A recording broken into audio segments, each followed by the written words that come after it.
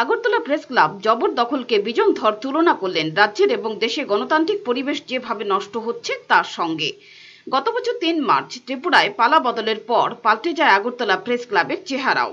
অভিযোগ ওঠে গণতান্ত্রিকভাবে নির্বাচিত সংগঠন ভেঙে জবরদখল করা হয়েছে আগরতলা প্রেস ক্লাবকে।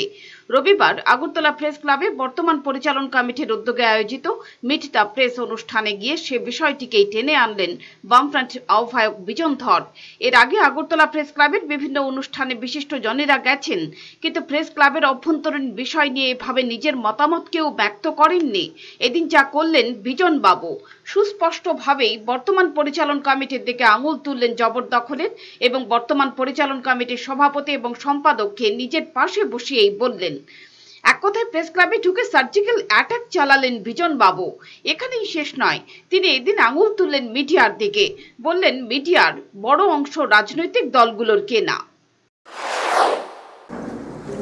দুর্ভাগ্যবশত রাজনৈতিক কারণে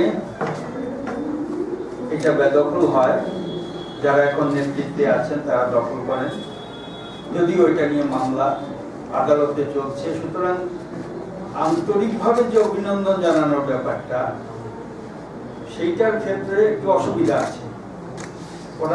ওদের ব্যক্তিগতভাবে আমি বলছি না, কিন্তু সামগ্রিকভাবে গোটা রাজ্যে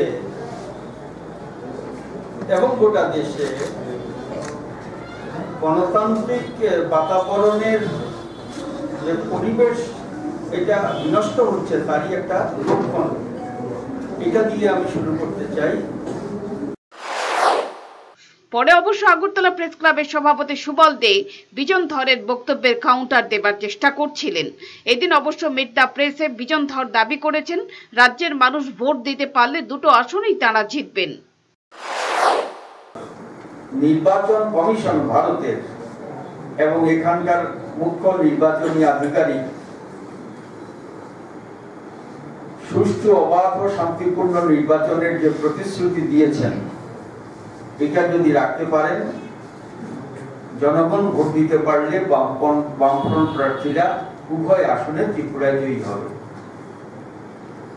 এটা ওরা জানে, যে কারণে এই আক্রমণ এগুলো সংগঠিত হচ্ছে। আমি এই আক্রমণের তীব্র নিন্দা জানাচ্ছি।